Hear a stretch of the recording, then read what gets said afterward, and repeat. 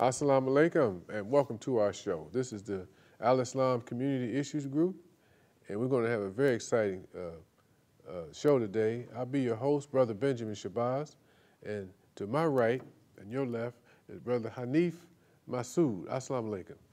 Wa alaikum assalam. Yes, sir. This is a friend of mine and a brother who has accepted Islam in his life, and the purpose of this show really is to ask the brother some questions on what attracted him to being a Muslim, and we hope that this will help some of our viewing audience get a better understanding of the religion of Islam.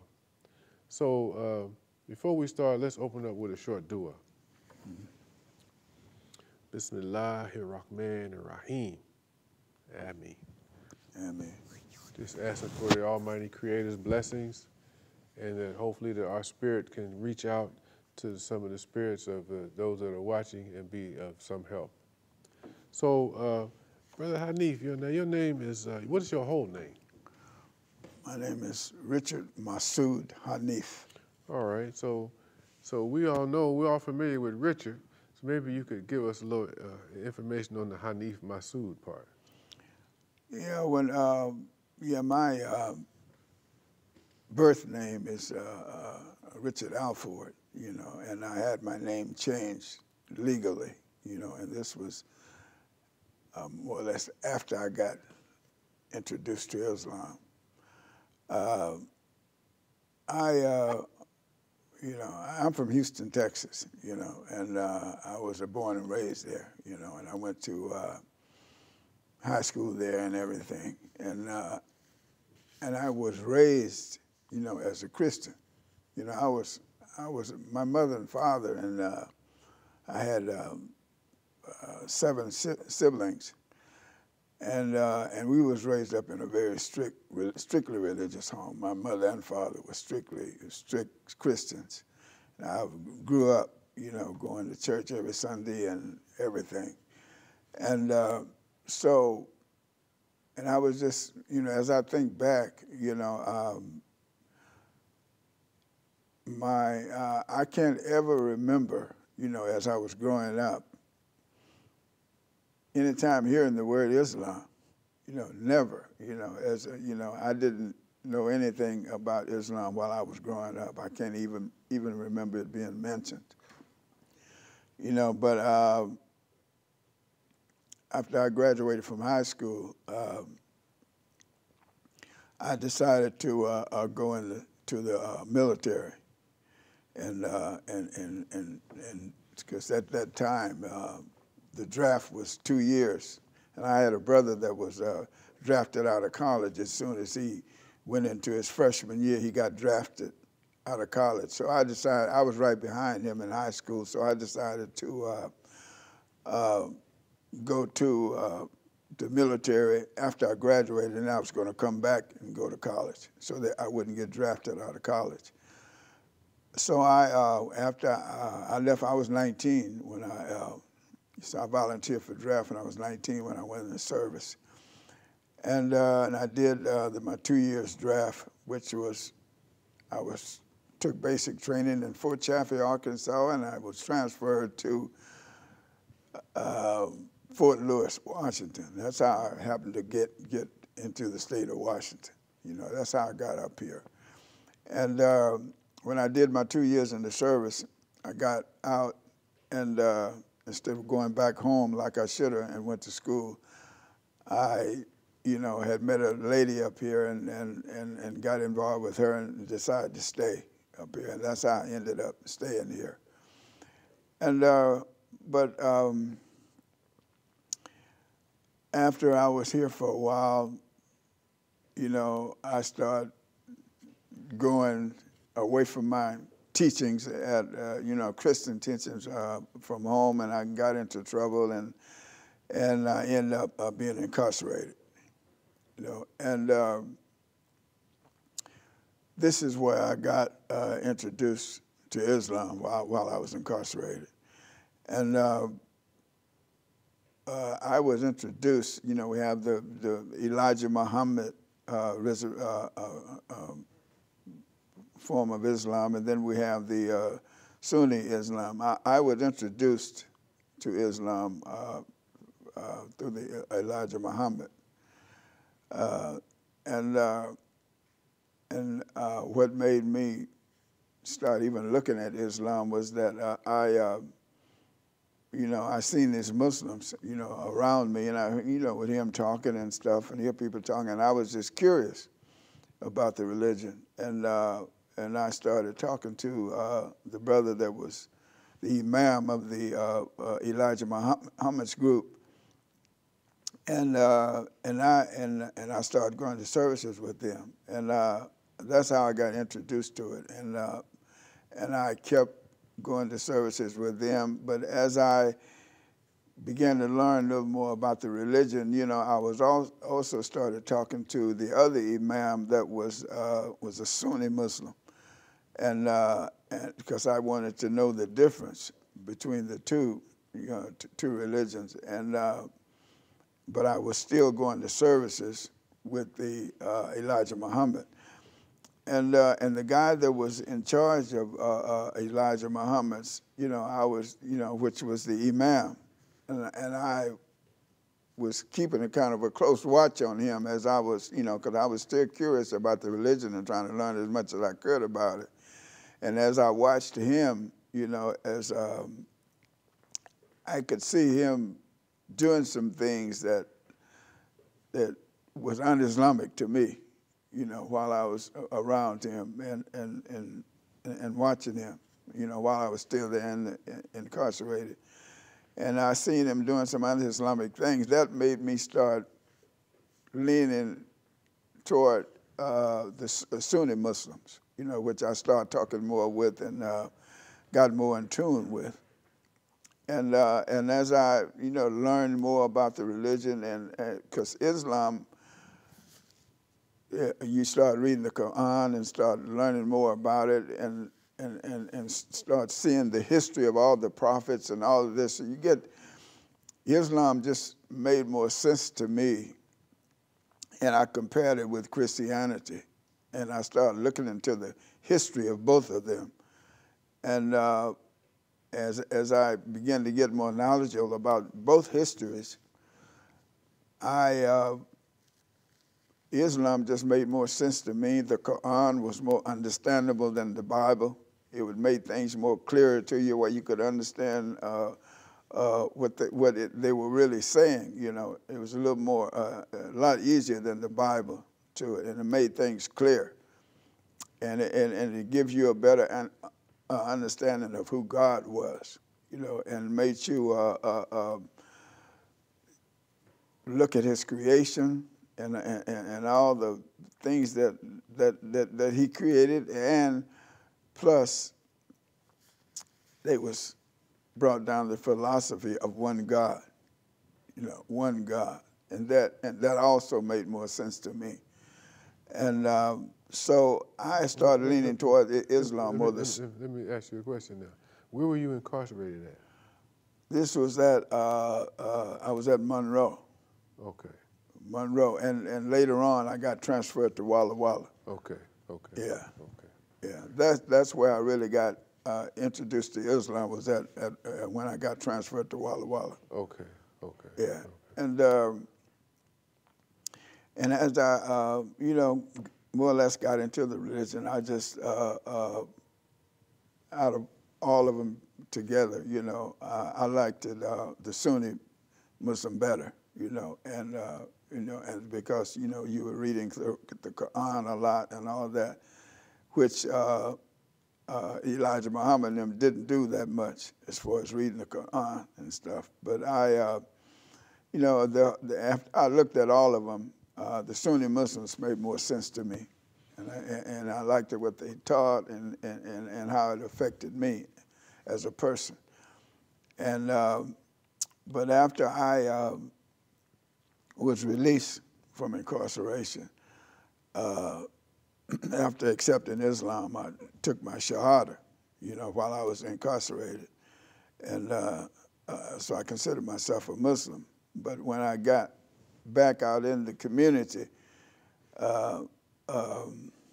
I fell off. I didn't stick to the religion like I should have, and I was trying to, I was still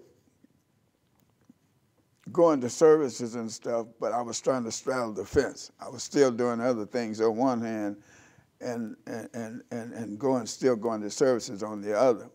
And as I, and I was still studying Quran and still, getting to know the religion better. And as I did that, it began to bother me, what I was doing. It began to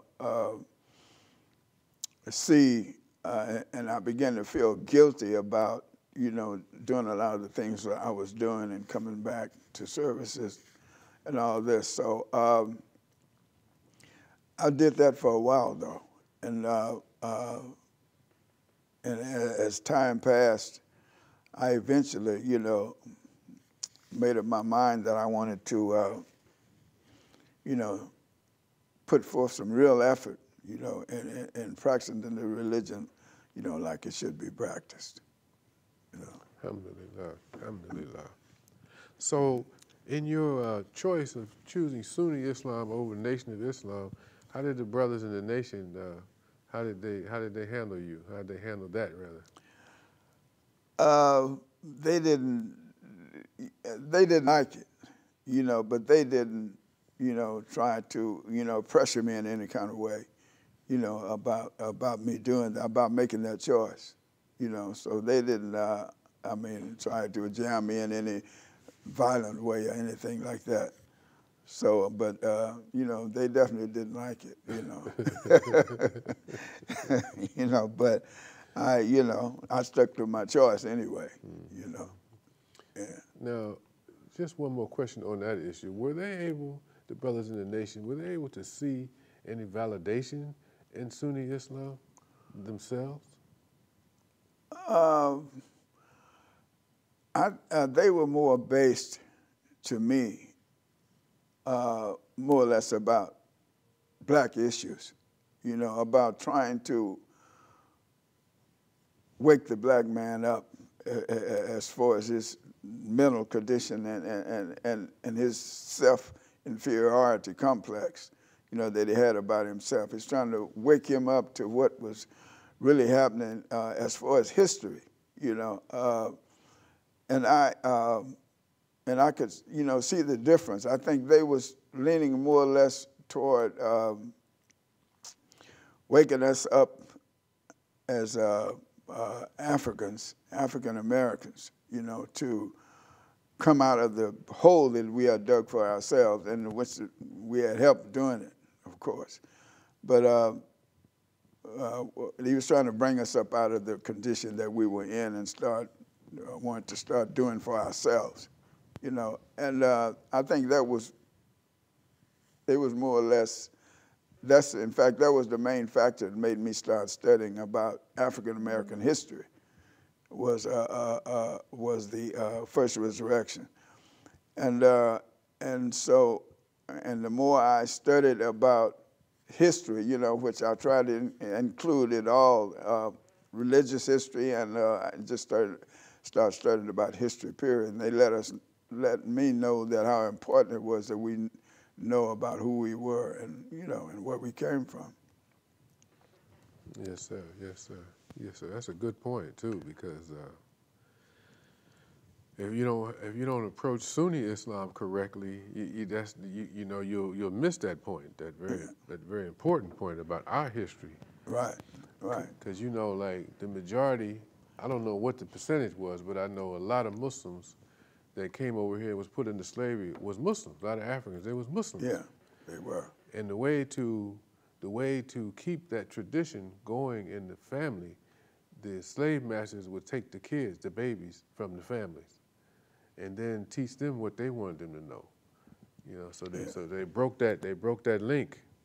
Yeah, they cut off all ties. Yeah, but for sure. There's one thing I remember about reading about our history. Some of the slave masters would tell the people that's going to pick up the slaves, they don't bring no more Muslims, because the Muslims would always revolt. They would always revolt, man. And that was a big problem. Yeah. So now, did we discuss your name? Hanif, Masood, what that means? No, but my name, Masood Hanif, it means fortunate believer, you know, fortunate believer. That's what Masood Hanif means, fortunate believer. And and I picked that name because, you know, I felt once I got introduced to Islam and all the information I had got and the teaching of how important information is, you know, I feel I was very fortunate I feel I was blessed, you know, to be chosen, you know. It's like we are chosen by Allah. It says in the Quran that Allah guide whom He wills. Right. And I feel that He had chosen me, and I felt blessed, and feel that it's an honor, you know, to be a Muslim. You know, so that's why I chose that name.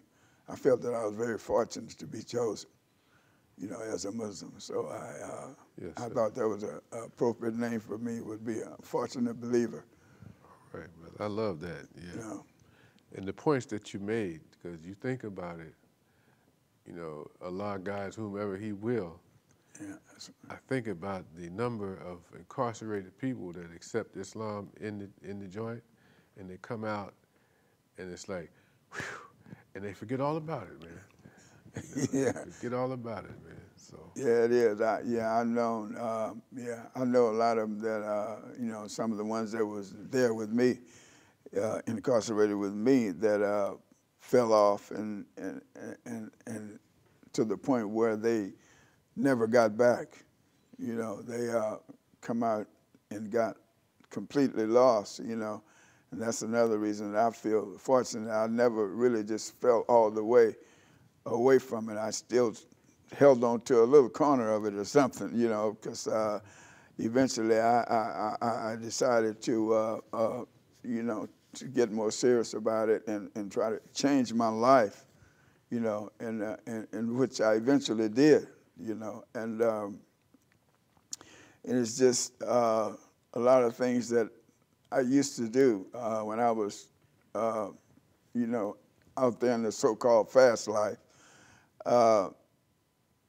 You know, a lot of the things that I used to do when I was doing that, I don't even believe in it no more. I don't even, you know, it just completely, you know, it makes me wonder how I even, you know, got in, you know, how I even did it in the first place. First place, man. You know, like exploiting women and all this type of thing. I just don't believe in that type of stuff anymore, you know.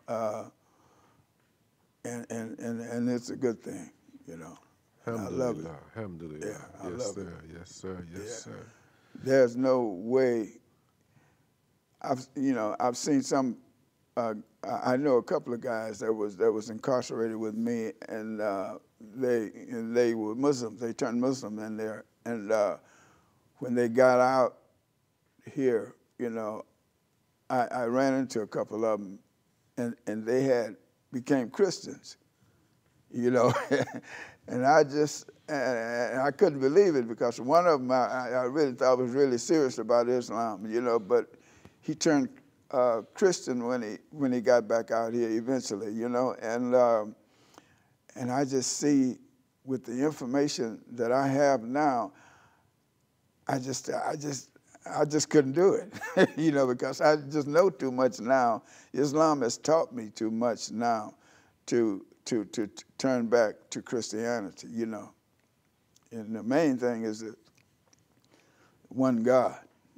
You know, I never could go back to believing in the Trinity again, because I have too much information about the one God and also about the Trinity. You know, I know that was a man-made thing, you know, the Trinity. Well, wait a minute. Let's hit on that for a minute, because you know how deeply embedded Christianity is in the African American community. Yeah. So for you to say that you had this conversion, so So what is the difference there? When you talk about the one God and versus the Trinity, what is that real difference? Because you know Christians say one God too, but they say three in one. Yeah. You know, so I can see somebody in our audience now, you know, saying, no, brother, you know, it's three in one. It's, you know, so give us a little update on that. Well, I would say, well, actually, they said mathematically that 3 in 1 doesn't make sense. You know, there's no such thing as 3 in 1. You know, but to me, as you know read and study about Islam, it says in the Quran that if there was more than one God, you know, there would also be confusion among the gods too. You know, even the gods would be confused if there was more than one God, because one would be arguing about what he created and the other about something that he created, and they would want whatever they created.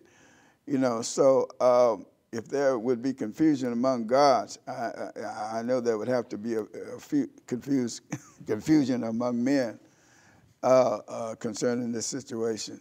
But I just, you know, after getting the information that I've gotten about one God and one creation, everything leads back to one, you know, in God's creation, you know, and everything in his creation is connected. You know, it's all connected, which all ends up to be one creation. And that's, you know, why I could never go back to the Trinity again, definitely, at all. Okay, well let me hit you with this one then, because see, this is what they're saying out there. But it's three parts of God that equal to one God. There's the Father, the Son, and the Holy Ghost. So now the Father sent the Son here, you know, to do whatever he was supposed to do. So they're not really saying there's three separate gods. There's one God separated into three parts. Yeah. So I know somebody out there saying that, so could you comment on that? Well, what I would say about that is when I look at God as I know him now, you know, as to when I, you know, was raised as a Christian, I know now that God is too far above anything as far as having anything connected with him as far as his power. And he don't need anything from anybody. You know, he's the one and only one God. And to be associating him with a son or a daughter, any kind of you know, offspring would be degrading God, you know, as far as I'm concerned. And I look at God as being far too above all of that.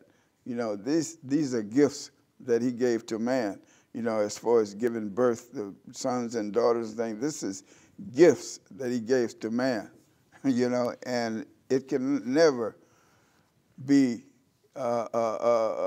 attributed to him to do these things, because these are blessings and gifts that he gives to us, you know, and he's far too above all of that for us to you know, put him with any of that. Any kind of animal function. Yeah, right. Yeah. Because, you know, I think it says in the Quran, it says, well, who was his consort? Not his wife, but who was this girl? You saying he had a girlfriend? You know, that's an outrage. Yeah, that's terrible. Yeah. God had a female companion. Yeah. So I have to agree with you, man. This the Quran really enhances the understanding of God's word that we was presented to before. Oh, definitely. And then the other thing about Islam is that people think it's separate religions, but it's an advancement and a clearing up of the lies that was put in the Bible. Right. You know, because there's only one God. He's the one that's given us these scriptures throughout time. Right. Yeah, it says in the Quran that the Quran is not only the last a revelation that's going to be sent to mankind, but it also says that it is a correction. It's a correction to all the other revelations that has been sent down and all the changes and corrupt statements and things that have been added to the past revelations. This is a correction to all of them, and sets things straight, you know, about all the rest of the mistakes that's been made in the Quran, which they say that, well, yeah, to all the mistakes that's been made. Yeah, because if you think, and when the Quran that we as Muslims can point out is that it's the Quran that was revealed 1,400 years ago is the same Quran we read today.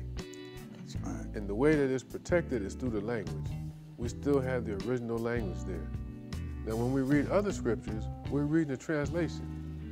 So we don't know if the lie's been put in there or not. We don't know how it's been twisted around. But with the Quran, if you don't know Arabic and you're reading something in English, you can ask somebody who knows Arabic and say, well, what does this say right here? You see what I'm saying? Mm-hmm. And this is worldwide. This is world. Some people memorize the Quran, the whole Quran, by heart. They memorize it. So, but it also Allah also says in the Quran that He's not going to leave this revelation in the hands of man to keep pure and clean. He's going to protect it Himself. He's not going to allow any corruption to go in it.